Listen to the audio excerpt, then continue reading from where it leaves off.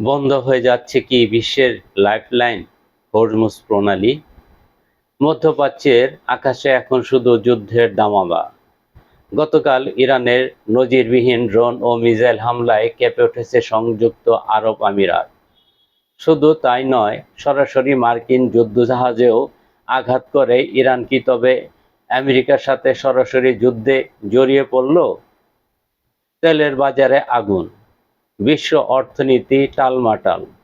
আসলে কি ঘটেছে সেখানে? পর্দার আড়ালের আসল রহস্য জানতে ভিডিওটি শেষ পর্যন্ত দেখুন।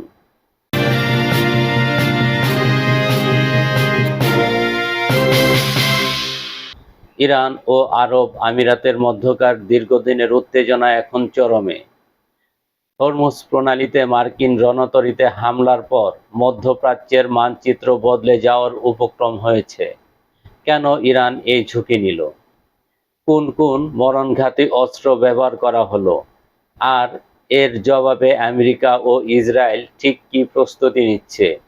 সবকিছু থাকছে আজকের এই বিশেষ প্রতিবেদনে।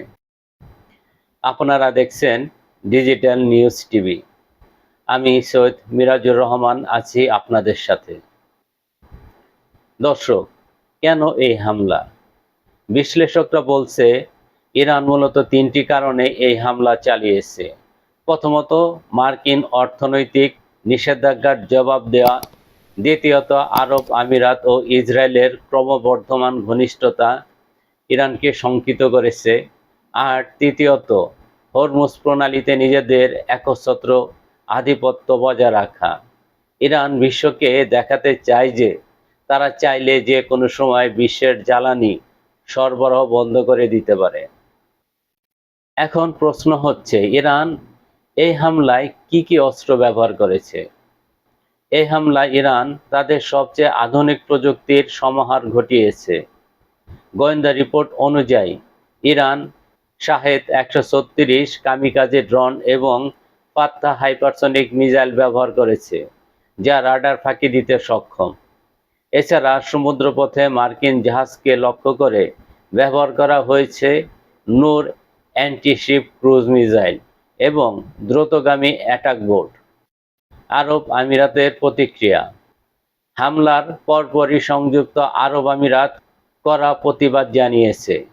তারা এটিকে আঞ্চলিক স্থিতিশীলতার উপর সরাসরি আঘাত বলে অভিহিত করেছে। আমিরাত তাদের আকাশ প্রতিরক্ষা ব্যবস্থা থার্ড এবং প্যাট্রিয়ট সক্রিয় করেছে এবং মিত্র দেশগুলোর সাথে জরুরি বৈঠকে বসেছে। ইসরায়েল ও আমেরিকার প্রতিক্রিয়া। ইসরায়েলি প্রধানমন্ত্রী কড়া হুঁশিয়ারি দিয়ে বলেছেন, ইরান বড় ভুল করেছে এবং এর মাসুল তাদের দিতে হবে। অন্যদিকে পেন্টাগন জানিয়েছে তারা ইতিমধ্যে লোহিত সাগরে অতিরিক্ত ডেস্ট্রয়ার এবং বিমানবাহী রণতরী মোতায়েন করেছে। মার্কিন প্রেসিডেন্ট ট্রাম্প সরাসরি যুদ্ধের ঘোষণা না দিলেও বলেছেন, মার্কিন স্বার্থ রক্ষায় কোনো ছাড় দেওয়া হবে না। আমেরিকা কি যুদ্ধে জড়িয়ে গেছে? হ্যাঁ, পরিস্থিতি সেদিকেই ইঙ্গিত দিচ্ছে। হরমুজ প্রণালীতে মার্কিন জাহাজে হামলাকে আমেরিকা সরাসরি তাদের সার্বভৌমত্বের উপর আঘাত হিসাবে দেখছে।